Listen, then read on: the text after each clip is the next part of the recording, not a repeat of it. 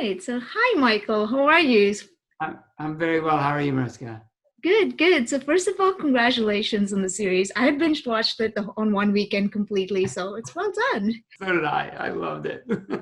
I heard you signed on for season two before season one was even released. So, what made you jump onto the project and sign on for it that early on? It was a lot of things. I was just coming off of House of Cards, and I was actually still on House of Cards. And my team called and was like, "Oh, we have this opportunity for you. They want you to come join Jack Ryan." And I had heard about Jack Ryan. I had not seen it, obviously. And so I said, "Oh, that sounds interesting. I love John. I had met John before. I did a film with his wife, Emily, and I had met him and I really liked him. I could tell just one night hanging out with the guy, I was like, he's awesome." And so they sent me the pilot episode that they had of season one, and they sent me the script, first or second script, maybe the first two for what they were doing for the next season. And I was like, I watched the first episode. I was like, oh my God, it looks like a movie. This is incredible. And for me at the time, it was a 1-year deal. And I was just like, man, that was like a really nice, Band-Aid I could put on me for having been 6 years on House of Cards. I wasn't ready to jump into another show and sign a 6-year deal that would take me well into my 50s. So it was a perfect storm for me. And I'm so glad I did it because I had the best time, just the best time making. Yeah, you can definitely tell that. And clearly, I've seen that you and John have this kind of bond from what I've seen on interviews. How does that change the process for you as an actor when you go on set and you had John there? I mean, I think the greatest thing that I can say about being with him on set is that I wake up every morning before I go to work and I know for a fact I'm going to laugh really hard that day. I'm going to have like a belly laugh, if not tears. He's one of the funniest people I've ever met. And to know that you get to go to work with not only a person who's going to make you laugh every day, but a person who's going to challenge you as an actor. Uh, he's a really bright man, John is. He went to Brown, and he's always doing things to make every script better in the moment. Like, you just come up with stuff and work it, and it's fun, fulfilling artistically and personally. So you really can't ask for much more than that, to go to work and feel that way. You had just finished playing a dark and heavy role, like you said, with House of Cards. So how different was it for you to play someone like Mike? I mean, I obviously had a blast. You can tell I had a blast by watching it. It's like, I think the real underlying relationship between the two of us come through on camera, and Wendell as well. Like, not only just another amazingly talented actor, but just the three of us have a lot of fun. The producers, Allison and Alexa, and everyone involved on the day-to-day basis on that set, and the great directors that we had, and Denny and Andrew and Phil, and everybody just had fun every day. And to know that is, you can't buy that stuff. You get lucky in life on shows. And for me to go from playing this heavy, carrying Doug Stamper home with me every night from work to carrying Mike November, is like, oh yeah, whatever. It's kind of fun, so it was just a treat. It was a treat. Just take a big weight off your shoulders is what, I guess, to answer your question. It was like just taking a big weight off my shoulder. That's nice. Mike is an original character, not based on anyone in the Jack Ryan universe. So did you feel you had that kind of freedom to flesh out the character? And what did you draw from, really, when mapping him out? I guess a better understanding of the CIA, and a better understanding of the people within it, and then I got to go to the CIA afterwards and meet some of these people. And you see that a lot of these people are just like you and me, that just chose a different path in life. And with Mike November, they told me, they were like, we just want you to go and have fun with this guy, and just kind of create him as we go. And that was a fun, Doug Stamper was very methodic and particular in so many different ways. Whereas Mike November, here's this incredibly talented CIA operative who just happens to be this loosey-goosey kind of dude who's just like, man, we'll figure it out. And you see him, I think the most interesting thing with Mike is how we were able to let that character change over the season, how he was this sort of buttoned-up dude. Yeah, he went for runs on the beaches, and, he had a pretty easygoing life before they got there, but he was a very by-the-book kind of guy. until he realized that, enough is enough. And he knew the right thing in his heart. And Jack Ryan pulls that out of him, like, let's do the right thing, man. And to see him change and go away from rules and regulations and go out thinking outside the box it was fun to create him like that. That's nice to hear. And it's also very fascinating to hear that you actually did meet with CIA agents. Is there something you learned about them that really surprised you that you didn't know before? Yeah, I think the most surprising thing was I was asked a question by one of them, which was, how do you think we can make the CIA more appealing to the general public for people to want to come and join the CIA? And I was like, in my head, I was just like, you haven't already? Like, I think if anything, I told him, I was like, it's probably just really intimidating to the general public to think like, I'm going to be a CIA agent. You know what I mean? Like, it's really, to the general outsider, it's a very intimidating profession. But then you go and you meet these people and you go in that incredible building, and to see Langley up close and personal, you're just like, oh, man, this is special. This is, but you see that there are people just like, honestly, just like the two of us sitting here talking. That's what they're like. Smarter than me, but that's what they're like.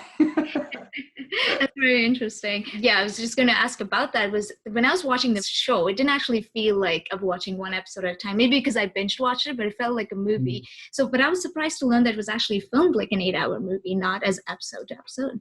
Yeah. And having watched it, like, it's a pretty complex story, and there's a lot of different stuff that weaves in and out of it. So shooting it in that way, I remember going to work some days and we had 2 units going a lot of times. So you would go work with one director on one unit for a few hours, do a scene from, say, episode 5, and then you would go work with another director and be doing a scene from episode 1. And it was sort of like this, you've got this script, it's like this big. And you're like, okay, where am I in the world right now? You forget quite often. And so a lot of your nightly work after work was just sitting in your hotel room and combing through the scripts for your next day's work, just to remember where you are in the story, because you're jumping back and forth as you're filming. I remember on House of Cards, we did 2 at a time, always. We always did 2 episodes at a time, and it took 1 calendar month to do 2 episodes. And I found that challenging. And then I was like, oh my God, we're doing all 8 together. The biggest pain was just carrying around all the scripts, I think, with you every day, back and forth. That's amazing. The show is definitely very action-packed. So what's the most exhilarating thing you got to do while filming this? Flying in the Blackhawks, the helicopters. That was, I think I spent one day where it was just me flying around in a Blackhawk for the better part of the filming day, which is 12 hours long. And I mean, I loved it. That's the kind of stuff that, as an actor, you're like, you leave the ground and like 4 seconds later, you're hundreds of feet in the air and both cargo doors are open and you're just hanging out the side of it and it goes sideways and you're just like, someone's paying me to do this. This is incredible. You feel like a little kid. It's that was exhilarating. And I remember the pilot turning to me and he said, "You know what they say about the Blackhawk?" And I was like, "No, what?" And he said, "It looks like a school bus, but it drives like a Ferrari." And then when we got up the first time, you slowly lift off the ground and it's just like, and you instantly hundreds of feet in the air. And that first time it pitches sideways and that cargo door is open and you're looking and wind is just coming through and across you and going out the other cargo door. It's exhilarating. I just felt like a kid running around the woods. And when I was a kid, we'd run around the woods in Lawrenceville, Georgia, shooting our BB guns and chasing each other around, not shooting at each other, but playing like army guys. And you felt like a kid again when we stormed that palace with those guns, and it's so loud. I'm not even a gun guy, but it was fun, man. It was a lot of fun. Wow, I didn't know that story. That's amazing. Yeah. Have you ever said no to any intense action stunt scenes? No, I've been told no. You're not doing that, Michael.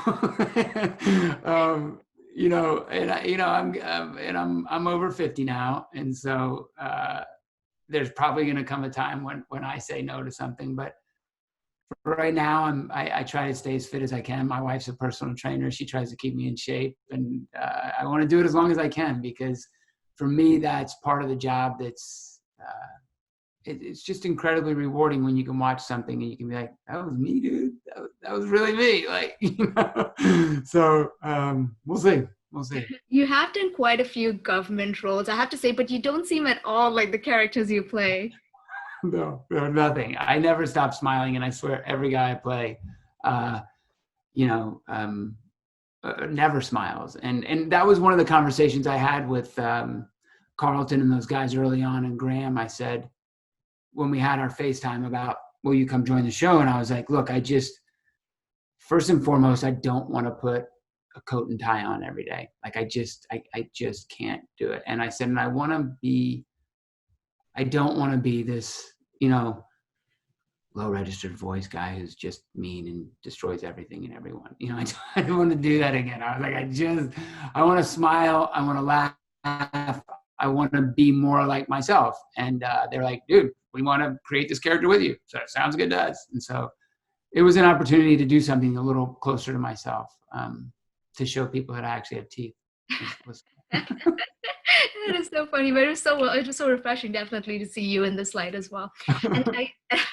And lastly, I'd like to ask, I heard you love taking on projects so that you can work with and learn from other actors. So what would you say you treasured from your experience in this one?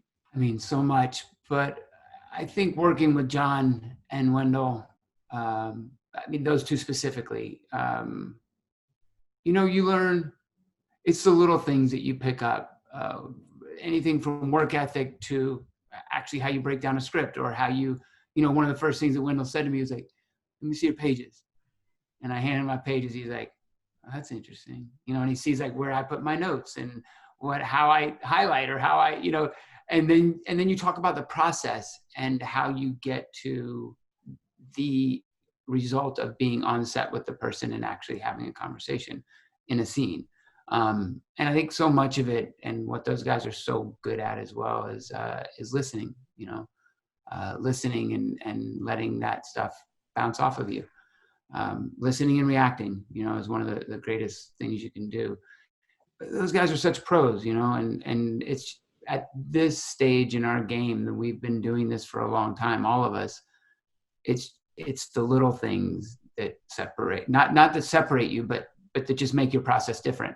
So it's interesting to learn the little things that make things different about how you approach the work and how you don't. Like for me, I personally can't go to set without having that memorized forward, backwards. And it's one of the greatest challenges for me, actually, is memorizing my lines. Because I always feel like if I'm the guy who holds up production for even 5 minutes, you're a jackass. Because, you know, the crew's standing there like, dude, it's already a 12-hour day. You know, you don't want to be the guy holding up production. So I think just coming to work prepared and being on your A game is something that I always try to do. And I commend the two of them for always doing as well. Did you get to keep anything from Seth? Yes. I don't know. I'm trying to remember what I kept, but I always keep something. I think I kept the watch. That's what I try to always keep from all my characters, is the watch that I wear on the show, because it's just a neat collection to have over the years. House of Cards, I took, well, many things from House of Cards, but the coolest thing I got from that was the letter opener that killed me. At the end. Sorry, spoiler alert if you haven't seen it, but it's you know, I also kept the watch because I feel like it's an integral part of every character, and there's a very specific reason why I choose every watch that I choose, and what each character and why they wear that watch, you know. And lastly, about season 3, do we get to see you? Can you tell us anything? I don't know. I think everything's being figured out now. I sure hope so. Like I said, I only signed a 1-year deal, but I had the time of my life. So they invite me back, I'll be back. Yeah. Well, thank you so much for the chat. This was definitely a fabulous series as well. And it was so lovely talking to you. Thank you. Thank you. Thank you for your time. Have a great day.